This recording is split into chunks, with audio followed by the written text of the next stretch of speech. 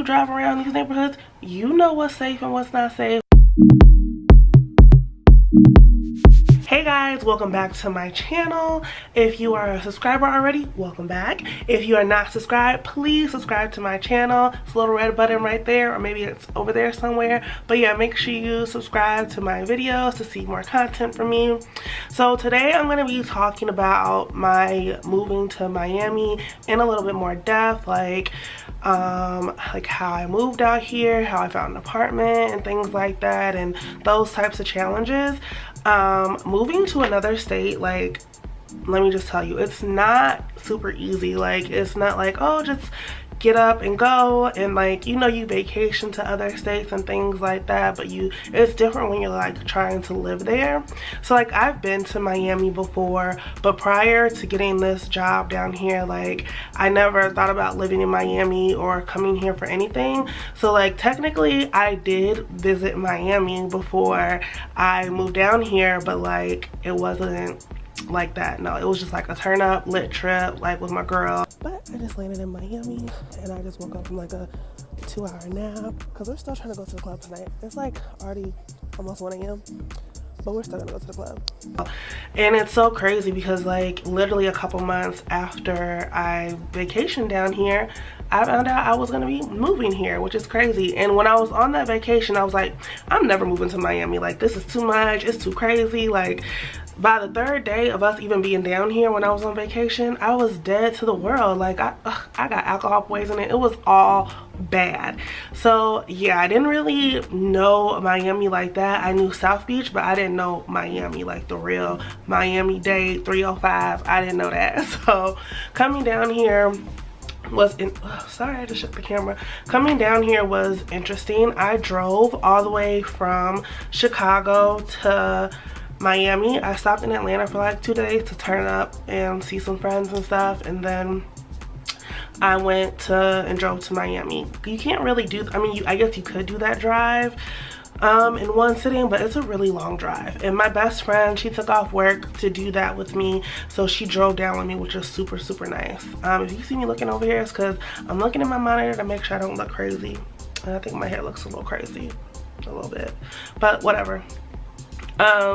So yeah, I didn't pay to get my car shipped. I just felt like that was a waste of money, and I could also bring like stuff with me in my car. And I also didn't know where I was going to be living when I got down here. Like, I had one friend down here and she offered for me to stay with her while I looked for an apartment.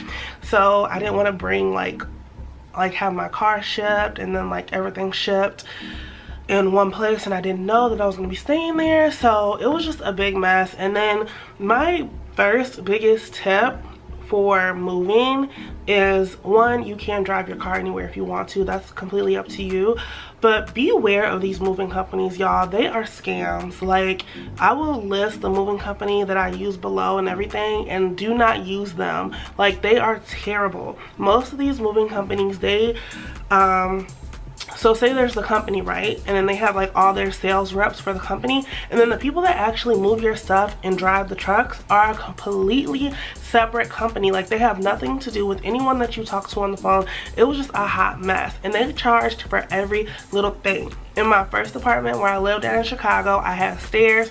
They charged me for each step. They literally took out a measuring tape and charged me the distance from the front door to like the front gate to the building to the truck. Like, they charged me for each foot. Like, it was a mess. I was crying the whole time they were taking my stuff. And then when my stuff finally got to Miami, I ended up getting it delivered to my friend's house because I couldn't keep it in storage any longer. And my stuff was damaged. Like, I will include pictures of what my stuff looked like. Like, it was bad, y'all. Like, my boxes looked like somebody got into a boxing match with my boxes. Like, it was Floyd Mayweather and that bitch, and they was boxing with Floyd Mayweather. The boxes were like, it was crazy. My dresser was cracked, like the feet of my dresser. Oh no, my battery's about to die. Ugh. Oh my god. All right. Okay guys, I'm back. I had to let my camera battery charge a little bit because it was dead. But yeah, so long story short, I ended up I didn't actually pause. long story short, I put in a claim with the insurance company that was handled the insurance for the like my furniture and my boxes and stuff, and I put in the claim and I haven't heard anything back since. And there's no phone number, it's just an email address. So yeah, that kind of sucked. So just pick your moving company very, very wisely. I really thought I did my due diligence, and I talked to at least like 6 or 7 different moving companies, and this was the one like that I felt the most comfortable with. And it was just because they had a good salesperson. Like, that's all, dead ass. Like, they had a good salesperson, and that's who I had felt comfortable with. But yeah, just do your due diligence. Try to go with somebody that you know, or if you could rent a U-Haul, you know, take your own stuff down there. That way if something gets damaged, it's on you, not on somebody else. And you know, like, it's one of those things, like, if you break it and it's yours, it's fine. But if somebody does it and they break it, then you're like pissed. It's like one of those situations. But yeah, that's how I ended up moving down here, and that's how I got down here.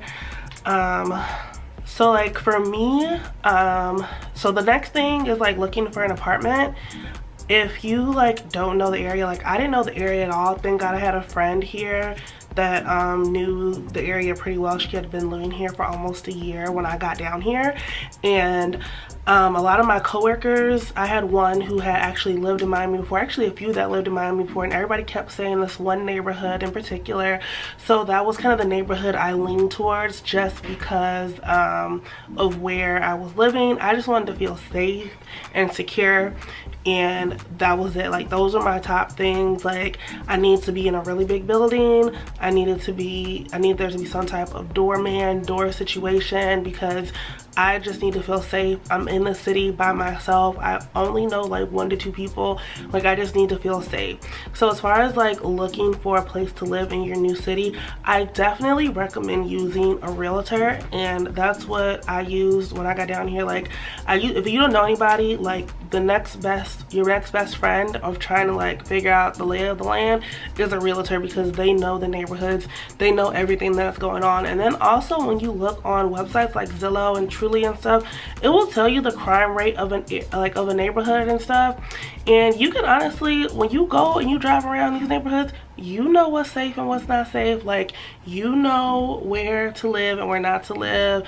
You know, like, you know, within your budget where you can finagle stuff. Like, that's when the realtor comes in. So like for me, I had like the set budget in my head. I made this plan before I moved down here, and when I got down here and I saw what was in my budget of what I thought I wanted to spend, absolutely not. Like, there's no way, there's absolutely no way I would live in those areas. Like, it was just not for somebody who's like single, no family, nothing. Like, absolutely not. Like, it's not for, like, no.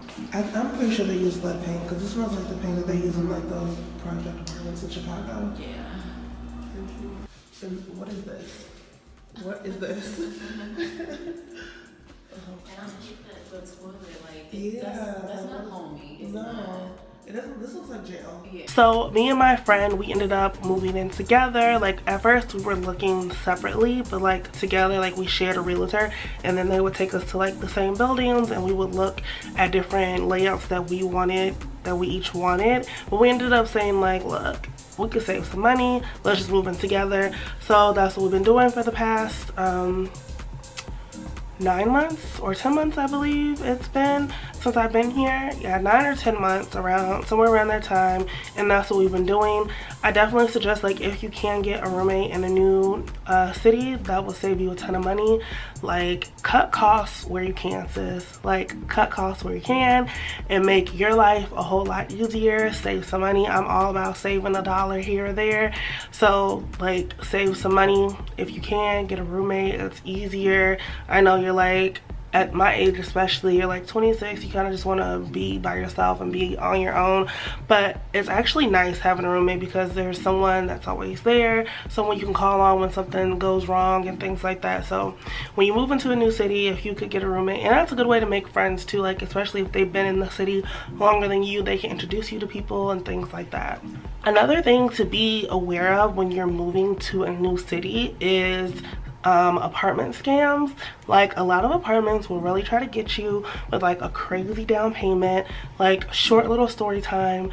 One apartment building down here really tried to get us. They tried to make us put down 2 months rent, first and last, plus a deposit, plus a security fee, no, plus a security deposit and a move-in fee. And when I tell y'all the number that they wanted us to put down on this apartment, you're gonna go crazy. It was over $7,000. Car Chronicles, aka apartment hunting, aka Miami is trying my life.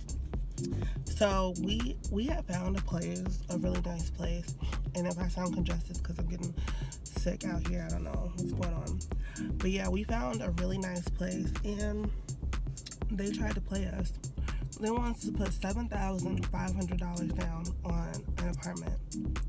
I'm sorry, am I buying a house? Am I buying a car? Like, what? So we decided to let that apartment go and continue the search, and we basically have like a week to figure it out and get it together. After everything, over $7,000. I'm sorry, am I buying a house? Like, absolutely not. There's no way in hell I would put $7K down on an apartment. Like, there's no way. I could go invest that somewhere. I could go buy a condo. I could do whatever. Like, I'm not putting $7K down on an apartment. Like, absolutely not. So not worth it. So just be careful, especially like when you're in a new city and you like just want things to go right and you want things to be perfect. Like, just take your time and look, because there are certain companies that will like do things like certain apartment buildings, and like the companies that own them, they'll do things like a share deposit where you pay a certain amount of money to this a third-party company, and then they take over your deposit for you. And as long as you leave without any like major damages to the apartment, you get the money back. So it's not like, don't even like read into those scams. Be mindful of Craigslist. Like, Craigslist, just be really careful. You can find some pretty cool spaces on there, but just be very mindful, because Craigslist is shady as fuck. Like, don't get played moving to a new city. Like, don't get played.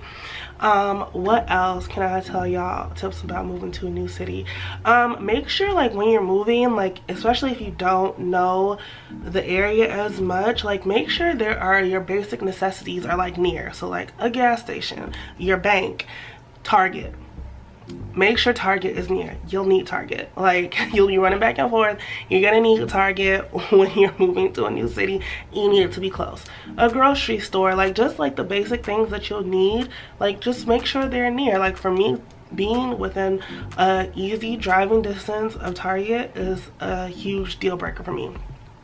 And when you go into these apartments and look, like the way they set up the staged rooms, or like the staged apartments that they show you, make them go show you an empty apartment, because like the staged one is always gonna look perfect. It's always gonna look nice and cute, blah blah blah, like whatever.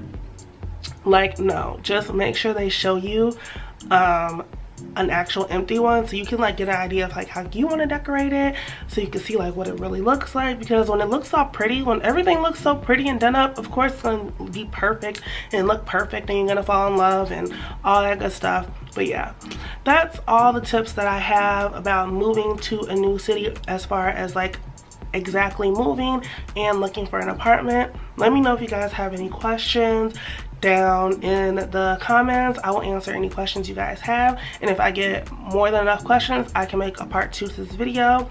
But don't forget to like, comment, and subscribe. Love you guys. See you in my next video. Bye.